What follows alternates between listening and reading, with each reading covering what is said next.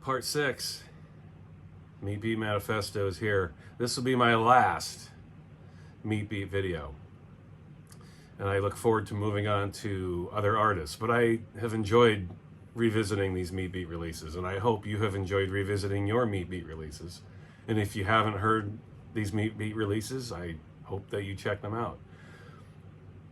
You know, one of the coolest things about this channel is when people tell me that they're listening to stuff they've never heard and then they're enjoying it on top of it. That is awesome. That is the best. So before I get into the Meat Beat stuff, I knew I was going to take some shit for my 9 Inch Nails comments, and most of you called me on it, and that's cool. I love having a discussion about it. I just want to briefly mention, if you start calling me names, I'm not offended by it, but I will remove your comment. It's like, you know, I don't want it to be the norm in my channel for people to be name calling. It shuts down everything. There's no more conversation. You're just being angry, and you know, you can't have a discussion or any discourse with someone who's just pissed because you don't like what they like. It's exactly what's wrong with this world, you know. I'm just having opinions. Because I don't like what you like doesn't make me or anyone else a bad person. Or in this case, a rivet head. Somebody called me a rivet head yesterday.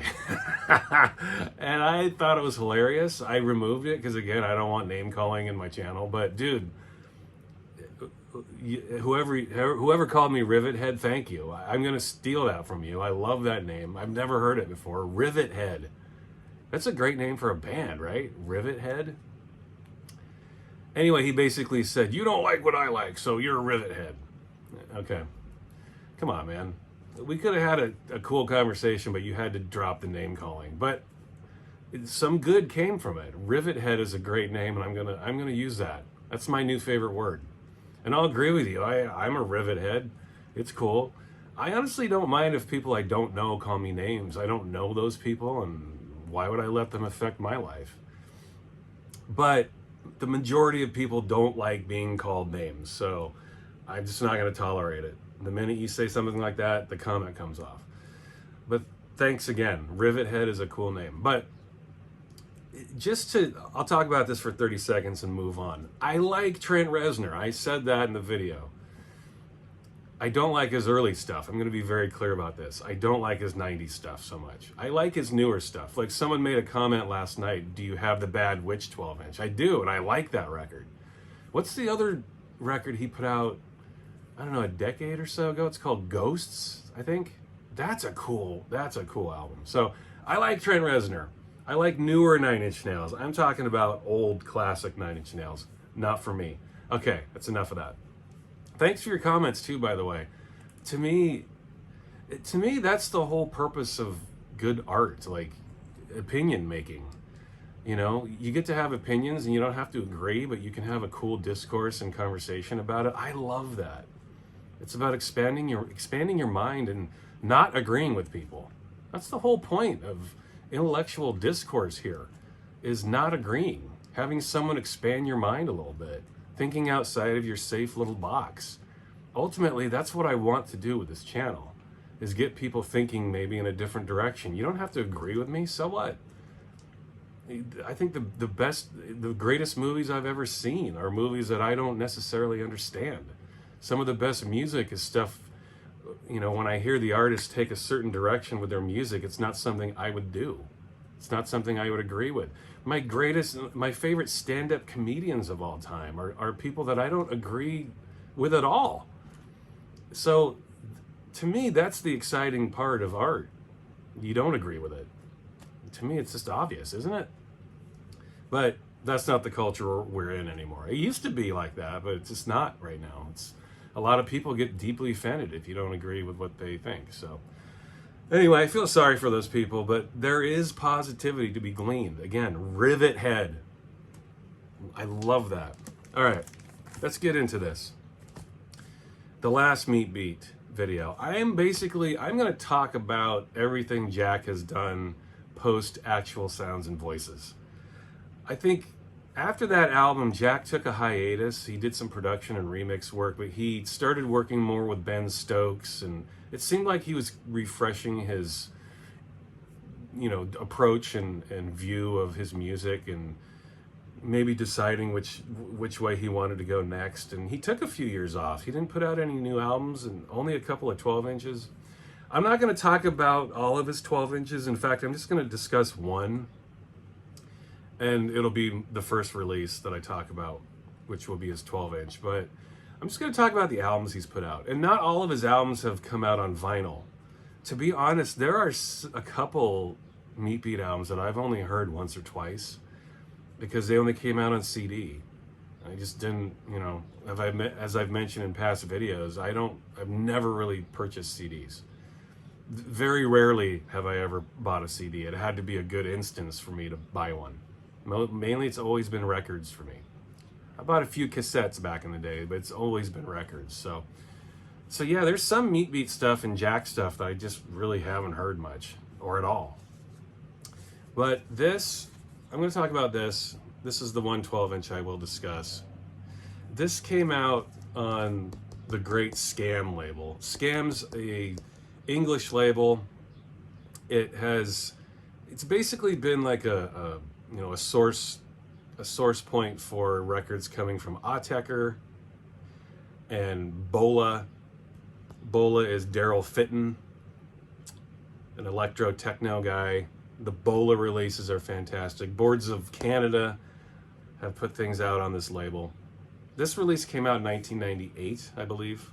I think, right? 1990. Doesn't have the year, but I remember this coming out in 1998. Scam releases always have these Braille stickers, Braille, and they always have inserts. I'll show that in a minute. But Scam's a really cool label. I've got tons of stuff on this label. I think I've got all of it. They had a series too called Mask. Scam backwards has exclusive rare tracks from Boards of Canada and Autechre, and some really again Bola, Daryl Fitton tracks. The Mask series is really cool.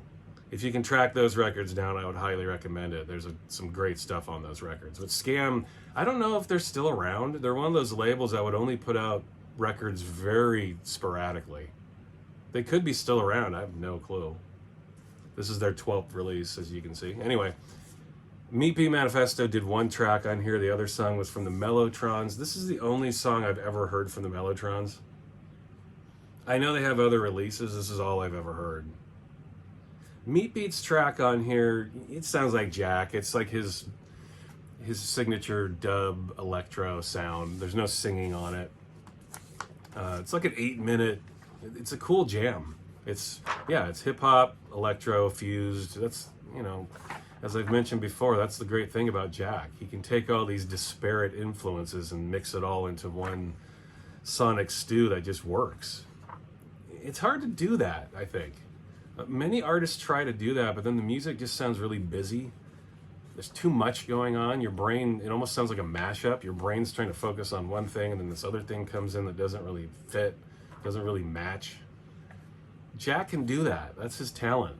Take all these influences and mix it all up and just subtly make it work. He's a master at that. Here's the insert.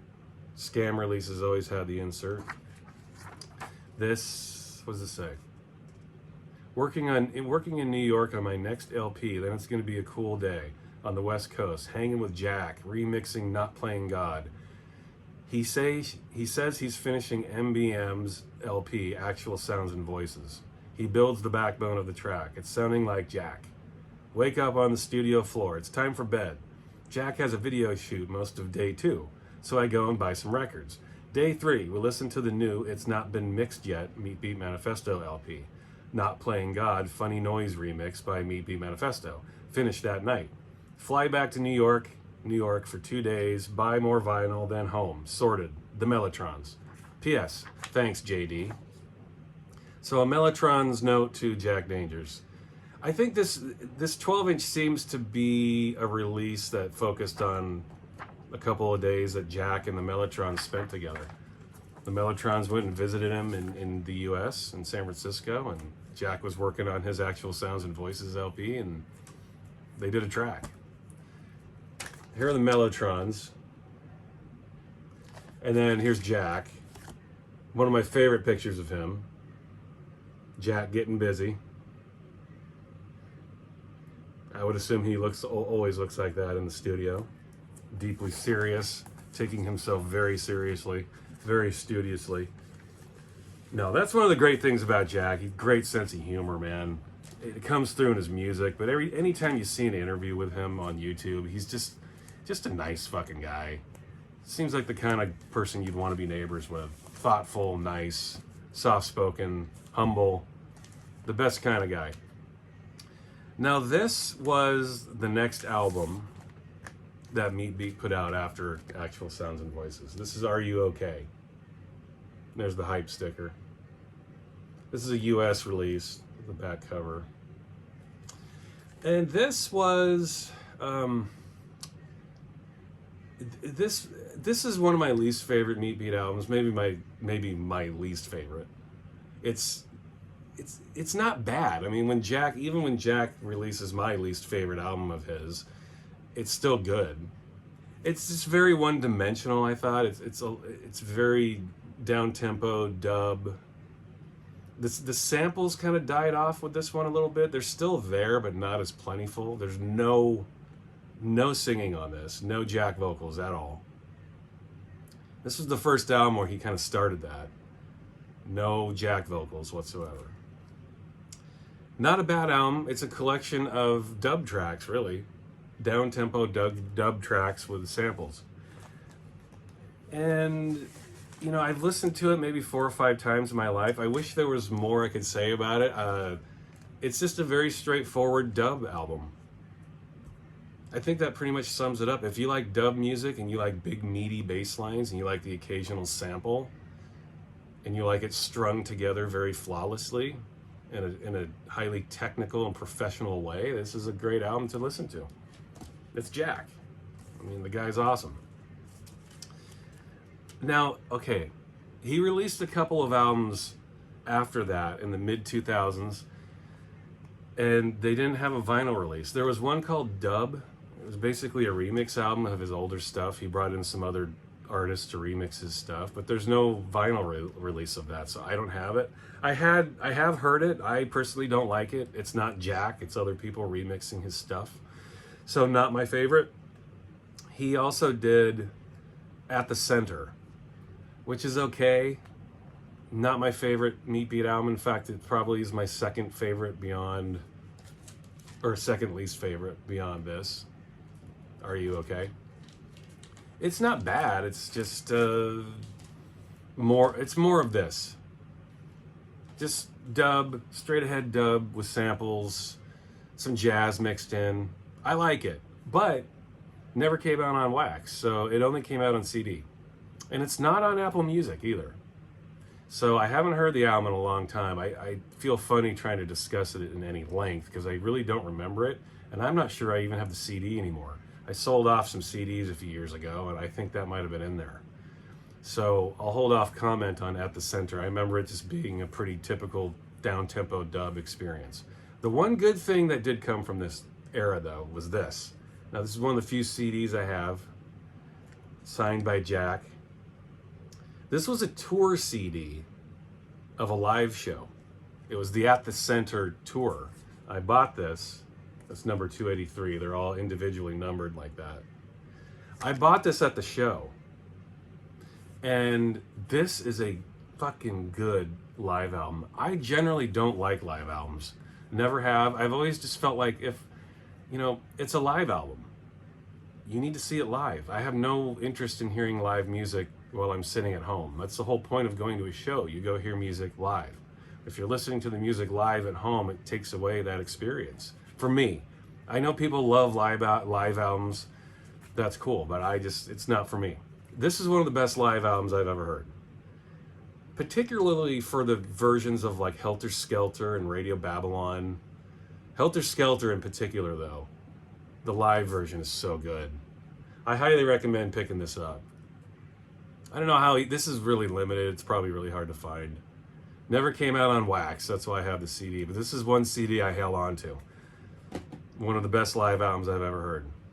Maybe my favorite live. I'm trying to think of other live albums I like, you know. There aren't a lot. Yeah, maybe, well, Ween. Yes, Ween live in Chicago. Oh man, that is a masterful live album. So good. Yeah, Ween put that out after, I think they were on tour for the Mollusk album, arguably their best album. But yeah, the Ween live in Chicago. Maybe that's my favorite live album. Yeah, I don't know how many Ween fans are out there. I love Ween. They're one of my favorite bands of all time. Maybe there's another video series. What do you guys think? Ween? You guys like Ween? I certainly do. So this was after At the Center. This is a 12-inch that came out in 2008. This is on Planet Moo Records, Mike Paradinas, the label run by Mike Paradinas, otherwise known as Musique, who I love. Lunatic Harness, one of my all-time favorite albums, Bluff Limbo. Hey, listen, if you don't know Mike Paradinas, go check him out. He did an album with Aphex Twin called the Mike and Rich album. Brilliant stuff. This is Mike Paradinas' label. And this is Lonely Soldier. And this has slightly different remixes and versions. There's the other side of the label. This prefaced his next album called Autoimmune. I keep getting notifications on my phone here as I film myself. It's really getting distracting. Very cool record. Now this definitely marked a shift in Jack's music. He'd kind of been doing the straight up dub thing for 5 or 6 years, and then he did this.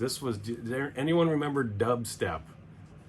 I guess it's still around, but you know, in the mid 2000s, dubstep started to become a thing. And by 2008, it was a full-on thing. I was never a huge fan of straight dubstep. There are some artists that I love that you would classify as dubstep. Artists like Shackleton. Shackleton's still around, but his early stuff is truly inspired shit, man. There's another artist, if you're looking for recommendations on new music you might not know, check out Shackleton. If you want to hear some truly original music that nobody sounds like, Shackleton. And it doesn't matter how old it is. His old stuff from the mid-thousands still sounds way ahead of its time. He still puts out records, but they're just completely experimental, bizarre noise. Some of his newer stuff, actually, I can't get into as much, but his early stuff, oh my God. It's funny, I think his early stuff is more ahead of its time than his stuff coming out now. His brain's just on another planet. We need more artists like that, I think. Even if you don't like their music, you can appreciate the risks they take. And Shackleton takes a lot of risks. I'm trying to think of some other, Joy Orbison. Joy Orbison, I think, is still around. He put out some of the best dubstep music a decade or so ago. But this was Jack's first, no, he put out some dubstep-y stuff after this. But, you know, if you're looking for a genre term to describe this, this is Jack doing dubstep. We already know he was into dub. He's always been into dub. And he jumped on board and did some dubstep. And why not? I mean, his own music inspired dubstep. And this is a pretty cool album, man. It's dated, you know. It sounds like dubstep, you know. It's dated. Dubstep it's not one of those genres that has aged well. But this is cool because it's Jack. He still has those jazzy influences. No singing. Maybe there's one song where he sings on here, actually. But this is a cool album. I don't think there are no printed inner sleeves. But very cool album. You should check this out if you haven't. Jack is stretching his legs, pushing the boundaries once again, making himself uncomfortable, recording some music that he hasn't done before. Super cool stuff. Autoimmune. That was 2008.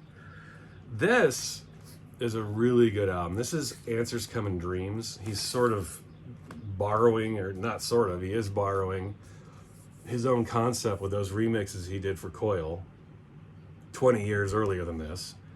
His Coil remixes came out in 1990. This came out in 2010. This is a cool album. Jack spends a lot of time taking all those disparate influences that he mixes together and does it here. There's dubstep, there's dub, there's techno, there's house. Definitely one of my favorite later Jack albums. He definitely seemed to find his footing again with this album after putting out a couple of pretty good albums, and then he did Autoimmune, which was good. Excuse me, which was good. Then he did this. Really good stuff. Sorry, I'm going through puberty, obviously. Nice gatefold sleeve. Check that out. And this is an excellent pressing, too. But yeah, like I mentioned, here's some inner sleeves for you. Looks like a dog rinsing himself off. This is a cool album. I would, if you're not a fan of anything post 90s Jack, and you just haven't taken the time to listen, give this a listen. Answers Come in Dreams. Excellent album. Jack is on fire with his production here, and each song flows really nicely. No singing. Again, Jack just took a back seat from the singing, but definitely worth your time. Answers Come in Dreams. Now, this came out in 2016. This is Impossible Star. He did this album with Ben Stokes of DHS, who I've already just talked about. And I've decided I am doing a Ben Stokes video in the future, so I hope you look forward to that, because Ben Stokes, you should know him if you don't already. Take it out of the sleeve here. Cool cover, very just stark, bare bones, no words. I like that. Just confronting you with an image. A pastiche of moods here. Nothing to hold your hand. Just images. You see it and you experience it the way it should be experienced, with no hand holding whatsoever. And that is getting more rare, isn't it? We're not allowed to appreciate art anymore without someone trying to bombard us with propaganda or ideas or influences. It's tough to find that nowadays. So this is a welcome, warm relief. Let me figure out what it means. I don't need you to explain it to me. Here is the inner gatefold. You have, well, sort of Jack and Ben Stokes. Sort of the caricatures of their faces. But again, very stark, odd imagery. Nice glossy inner sleeves, like 80s style. Back in the 80s, you remember when you bought a record, it had these glossy inner sleeves, and one side would be a little bigger than the other. Nice pressing. Photo of some dude getting busy in his living room. More just odd images. Pastiches of faces. Label. Am I holding that the right way? Flexi disc. That's the label, Flexi disc. He puts out his next couple albums on that label. This is really good. Like the album before it, or his stuff that he had released in the couple years before this, it's all over the place. You get electro, you get techno, you get ambient, you get dub. This is the first time you hear Jack, well, I guess it happens on Answers Come in Dreams too, but he's starting to get ambient. He's starting to just put some swaths of sound out there. No beats, no vocals, just ideas. Presentations. Canvases. Music where you've got to kind of do your own painting with it. Jack starts to do that around this era. Post 2010, really. He starts to, really dig into himself and make some music that he hasn't tried before. I guess some of Meatbeat's early stuff, it would be hard to call that ambient, but he's always been experimenting with sound. He really does here. He and Ben Stokes do some nice stuff here. And you think because Ben Stokes is involved, it would sound pretty dancey, lots of samples, but it isn't.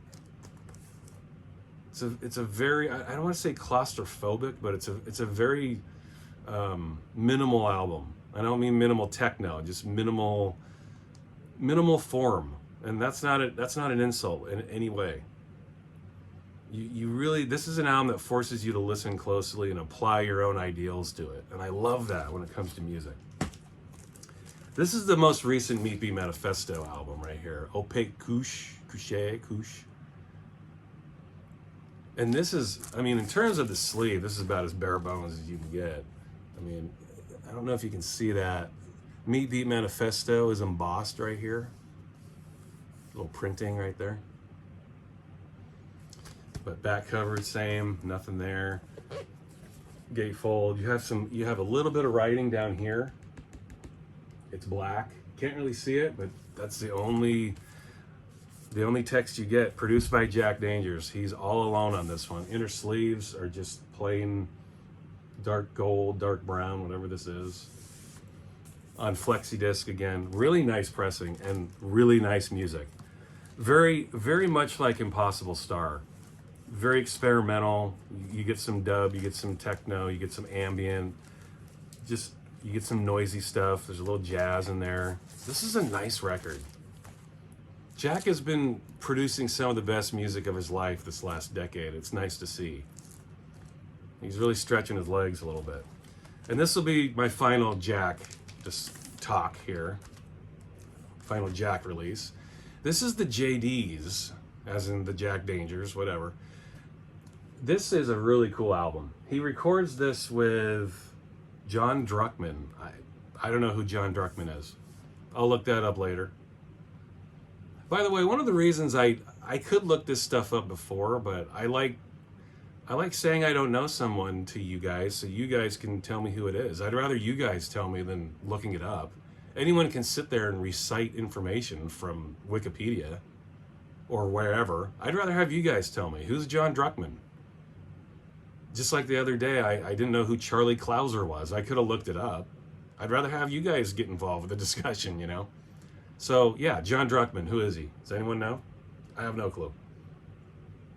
But this is a cool album. This is called The Texas Chainsaw Manager. Obviously a take on Texas Chainsaw Massacre. And I'm assuming these photos, I'll open up the gatefold too. There's some more photos here. I'm assuming these pictures that he has are of buildings in Texas somewhere, but they're spooky.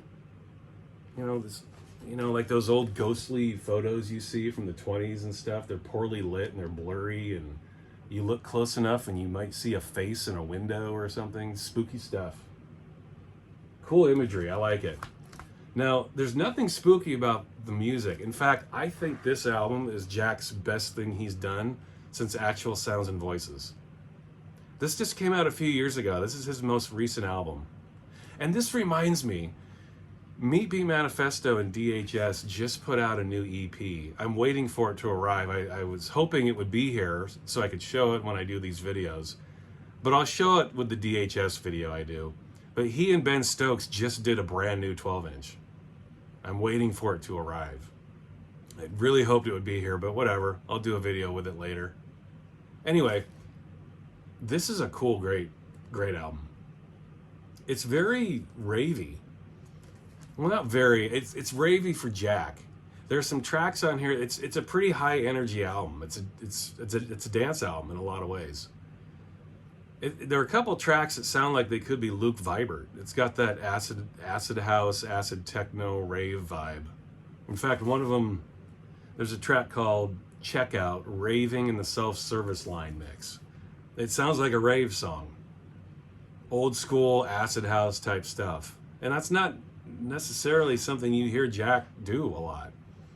He doesn't use 303s or 808s in that way a lot at all. But he does here.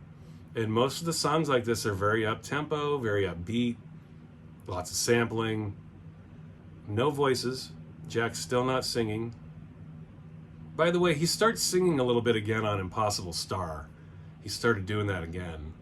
Anyway, I would highly recommend picking this up.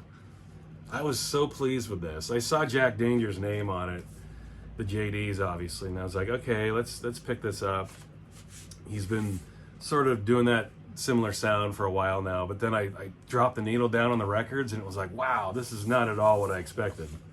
And it comes in this white on white vinyl with red streaks. kind of like a big piece of peppermint. So it looks cool. Pressing's good. You know, it sounds as good as it can being on wacky colored vinyl like this. It sounds as good as it could possibly sound. But good record. Like I mentioned before, it was a surprise. I wasn't expecting to like this as much as I did. But I did. And listen, I'm going to wrap it up with that. That's my Meat Beat series. I hope you guys enjoyed it. Jack Dangers is just one of my favorite electronic artists. And when you love music as much as I do, as you get older and you start seeing these artists continue to make music through the years and decades and they're still good, that means a lot to me personally. I don't think it's easy for artists who are well known and in the spotlight to continually make good music and to continually challenge themselves. It's tough. You really have to have that drive and fire inside of you. And when artists pull it off, I have a deep, profound respect for them. And Jack Dangers is one of those guys, man. When I think of my all-time favorite producers, it would be people like Andy Weatherall, the Autechre guys, Aphex Twin, Brian Eno, and Jack. Seriously, I would put him up in that company. I think he's that important. He's been making music for almost 40 years now, and no sign of stopping. His creativity is still there. And yeah, I love him. Jack, I love you. Keep going, brother. Love what you do.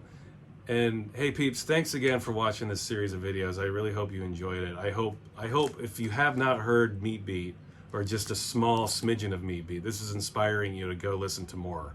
Because I'm talking about his albums and his 12 inches, just doing some very broad strokes with them.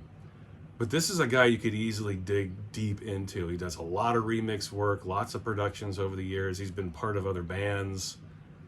So much good stuff out there that I did not touch on. But these are his major releases. Jack Dangers. Love him, appreciate him. Long live Jack. All right, until next time, thanks, bye.